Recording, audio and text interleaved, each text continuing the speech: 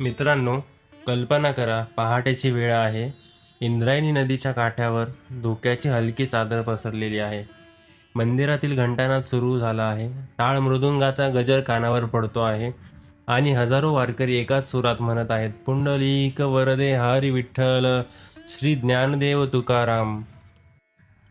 याच क्षणी सुरू होतो जगातील सर्वात मोठ्या आणि अद्वितीय पायी यात्रांपैकी एक, जगद्गुरू संत तुकाराम महाराजांचा भव्य पालखी सोहळा. पण हा पालखी सोहळा नेमका कधी सुरू झाला? त्यामागचा इतिहास काय आहे? लोक दरवर्षी एवढा कठीण प्रवास का करतात? चला आज आपण या भक्तिमय प्रवासाला सुरुवात करूया. पुणे जिल्ह्यातील इंद्रायणी नदीच्या तीरावर वसलेली देहूनगरी ही केवळ एक गाव नाही, तर संत तुकाराम महाराजांच्या भक्तीने पावन झालेली भूमी आहे. याच ठिकाणी तुकोबांनी हजारो अभंगाची रचना केली. समाजाला समानता, प्रेम आणि नामस्मरणाचा संदेश दिला आणि विठ्ठल भक्तीचा दिवा प्रत्येकाच्या हृदयात प्रज्वलित केला. आजही देहूत प्रवेश करताना वातावरणात भक्तीचा सुगंध जाणवतो. मंदिरातील घंटानाद, इंद्रायणीचा शांत प्रवाह आणि वारकऱ्यांच्या मुखातून अखंड सुरू असलेले विठ्ठल नाम मनाला एक वेगळ्याच विश्वात घेऊन जाते. पण तुम्हाला माहिती आहे का, तुकोबांच्या पालखीची परंपरा नेमकी कशी सुरू झाली? संत तुकाराम महाराज वैकुंठ गमन केल्यानंतर अनेक वर्ष त्यांचे भक्त त्यांच्या पादुकांचे दर्शन घेण्यासाठी देहूला येत असत. मात्र इसवी सन 1685मध्ये त्यांचा कनिष्ठ पुत्र नारायण महाराज यांनी एक ऐतिहासिक निर्णय घेतला. त्यांनी तुकोबांच्या पवित्र पादुका पालखीत विराजमान करून त्या पंढरपूरला नेण्याची परंपरा सुरू केली. यामागे फक्त एकच भावना होती की तुकोबा स्वतः जरी देहानी नसले तरी त्यांच्या पादुकांच्या रूपाने ते दरवर्षी विठ्ठलाच्या भेटीला जावेत. ही छोटीशी परंपरा पुढे इतकी मोठी झाली की आज संपूर्ण जग तिचे कौतुक करते. तुकोबांच्या पालखीचे प्रस्थान कधी होते ते आपण पाहू. ज्येष्ठ महिन्याच्या वद्य सप्तमीचा दिवस. देहूतील मुख्य मंदिर भक्तांनी फुलून गेलेले असते. तुकोबांच्या पादुकांची विधिवत पूजा केली जाते. क्षणोक्षणी उत्सुकता वाढत असते आणि अखेर पादुका पालखीत विराजमान होतात. टाळ, मृदुंग, वीणा, झांजा यांनी संपूर्ण परिसर घोषणांनी दुमदुमून जातो. जगद्गुरू तुकाराम महाराज की जय, पुंडलिक वरदे हरी विठ्ठल. हजारो पताका वाऱ्यावर डोलत असतात.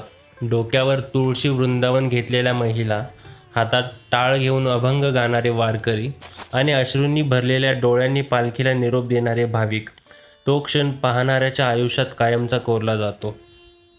देहूहून निघालेली पालखी पुढे पुण्याकडे प्रस्थान करते. पुणे येथे ज्ञानेश्वर माऊलींच्या पालखीशी तिचा संगम होतो. यानंतर सुरू होतो तो भक्तीचा महासागर.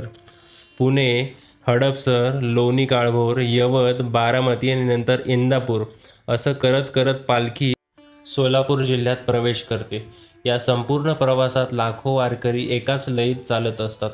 कोणी श्रीमंत, कोणी गरीब, कोणी डॉक्टर, कोणी शेतकरी, कोणी विद्यार्थी. पण वारीत एकच ओळख असते, ती म्हणजे माऊली.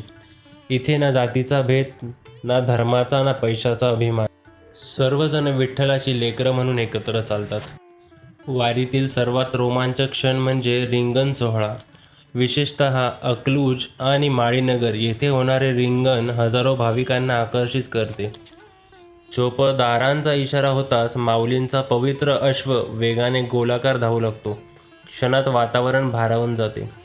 वारकरी आनंदाने जल्लोष करतात. अनेकजण त्या पवित्र मातीत लोळण घेतात, तर काही फुगड्या खेळतात. त्यांच्या चेहऱ्यावरचा आनंद शब्दात सांगता येत नाही, तो फक्त अनुभव जगता येतो. वारी म्हणजे फक्त चालणे नाही, वारी म्हणजे सेवा. रस्त्यालगतची गावं अनेक दिवस आधी तयारीला लागतात.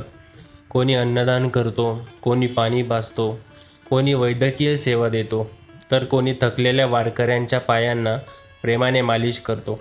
कोणाचाही मोबदला नाही, कोणतीही अपेक्षा नाही, फक्त माऊलींची सेवा. ही खरी ताकद आहे वारीची. अनेक दिवसांचा प्रवास, ऊन, पाऊस, चिखल, थकवा हे सगळं सहन करत अखेर तो दिवस उगवतो.